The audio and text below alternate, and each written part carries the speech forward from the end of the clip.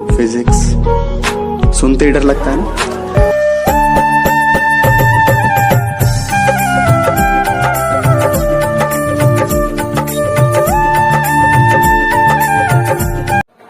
नमस्ते छात्रों, आज हम कक्षा 11 विषय भौतिक विज्ञान में आपका जो रनिंग चैप्टर है, चैप्टर नंबर 3, चैप्टर का नाम है परसेंटेज एरर यानी प्रतिशत त्रुटि।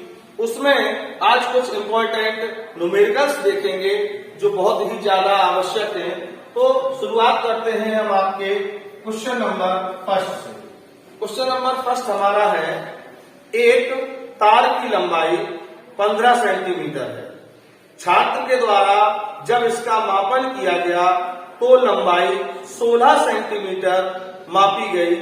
तो छात्र के द्वारा की जाने वाली निरपेक्ष त्रुटि, सापेक्ष त्रुटि और प्रतिशत त्रुटि की गणना कीजिए। ठीक है ना। तो अब हम इसका सॉल्यूशन देखते हैं। तो सॉल्यूशन हमारा जो है, सॉल्यूशन हमारा सबसे पहले वास्तविक मान कितना था तार का, x = 15 सेंटीमीटर। छात्र ने जो उसका प्रेक्षित मान लिया वो x डैश कितना लिया, 16 सेंटीमीटर। तो हमें एक एक करके त्रुटि काउंट करनी है। तो सबसे पहले निरपेक्ष त्रुटि। तो निरपेक्ष त्रुटि में इन दोनों का अंतर होता है। तो निरपेक्ष त्रुटि डेल्टा x = हो जाएगा x डैश माइनस x यानी 16 माइनस 15 यानी 1 सेंटीमीटर। क्लियर है ना। ठीक। अब इसके बाद फिर हम निकालते हैं सापेक्ष त्रुटि। तो सापेक्ष त्रुटि का फॉर्मूला क्या होता है, डेल्टा x अपॉन x। तो डेल्टा x आप कितना निकाल चुके थे, 1 सेंटीमीटर। 1 रखेंगे, x आपका कितना है 15, 1/15। जब हम इसको डिवाइड करेंगे तो डिवाइड करने में आप देखो दशमलव लग जाएगा, 0 बढ़ जाएगी, 10 हो जाएंगे, भाग तब भी नहीं जाना। तो फिर एक 0 और लगाएंगे तो ये 100 हो गए। अब 15 का भाग दे तो 15 छक्का 90, 10 बचे, फिर 15 छक्का 90, तो 0.066। ठीक है ना। ओके। अब इसके बाद हम निकालते हैं प्रतिशत त्रुटि। तो प्रतिशत त्रुटि निकालेंगे तो ये होती है delta x upon x into 100। तो डेल्टा x की वैल्यू 1 है हमारी और x की वैल्यू 15 है हमारी, इंटू में 100। तो ये हो जाएगा 100/15, 15 छक्का 90। ठीक है ना। 15 छक्का 90, फिर दशमलव लग जाएगा, फिर 15 छक्का 90, 15 छक्का 90, 15 छक्का 90। साल भर भाग दो तो इतना ही आना 6 तो इसलिए ये 6 से उसको हम 6-7 कर देंगे और आगे क्या लगा देंगे, परसेंटेज। यही हमारा क्या हो गया। तो छात्रों अब हम देखते हैं क्वेश्चन नंबर 2।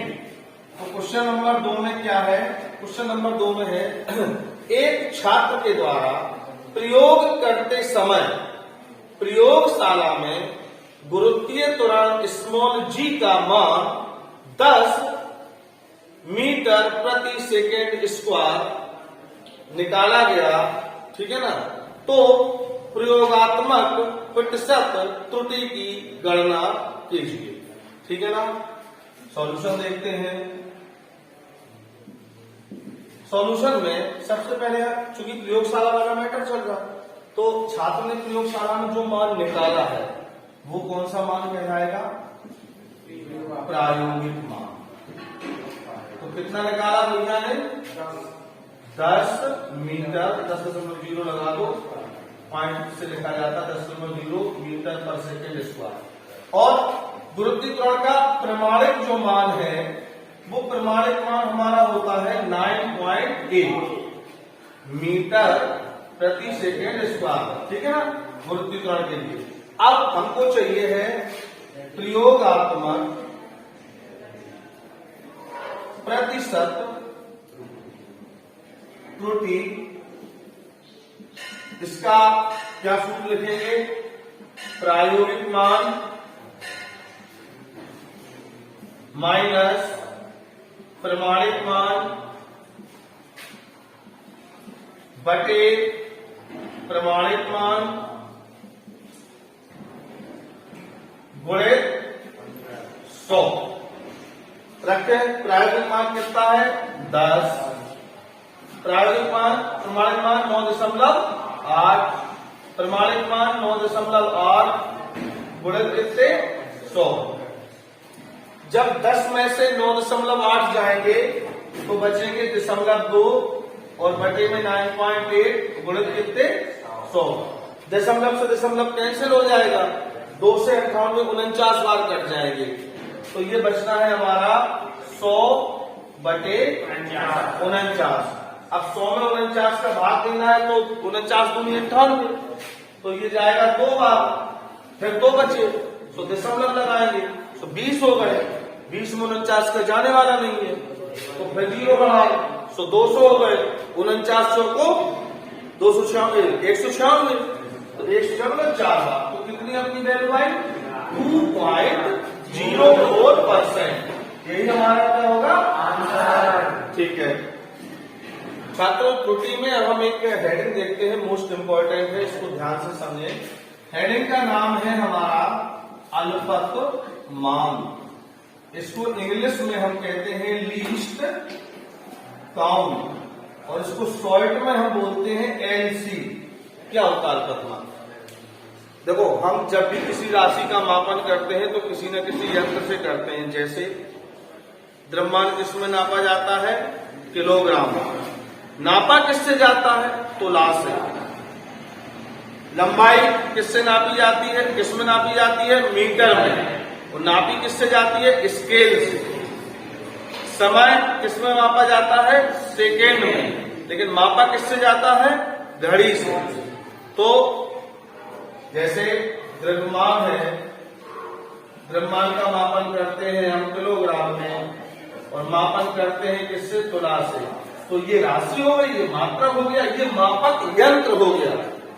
इसी प्रकार लंबाई, लंबाई को किसमें मापते हैं मीटर में, मापते किससे है स्केल से। तो स्केल लंबाई क्या हो गई राशि, मीटर हो गया मात्रक, स्केल हो गया मापक यंत्र।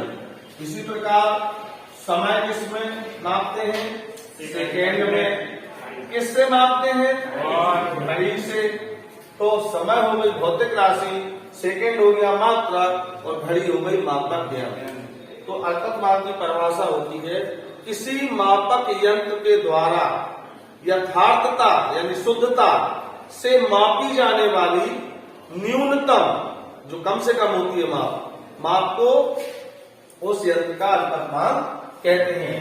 मतलब फिल्मों में क्या डेफिनेशन लिखेंगे, किसी मापक यंत्र द्वारा यथार्थता से मापी जाने वाली न्यूनतम माप को ही यंत्र का अल्पतमांक कहते हैं।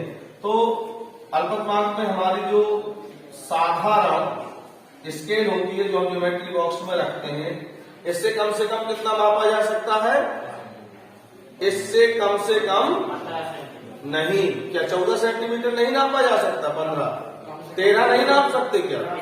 कम से कम 1 सेंटीमीटर में भी 10 भाग होते हैं, 1 सेंटीमीटर में भी 10 भाग, तो इससे कम से कम नापा जा सकता है 0.1 सेंटीमीटर। एक यंत्र और होता है जिसका नाम है वर्नियर कैलिपर्स। तो वर्नियर कैलिपर्स से कम नाप सकते हैं 0.01 सेंटीमीटर, ये इसका अल्पतमांक है। इसी प्रकार एक यंत्र और होता है जिसको कहते हैं पेंचमापी, इसको इंग्लिश में स्क्रू गेज कहते हैं, और इससे 0.001 सेंटीमीटर तक नाप सकते हैं, ये इसका अल्पतमांक होता है। और जो हमारी साधारण घड़ी होती है, इस घड़ी से कम हम कितना माप सकते हैं 1 सेकेंड। तो ये इस यंत्रों के अल्पतमांक हैं। ठीक है ना, इसको नोट करें। आज के लिए इतना ही। Thank you.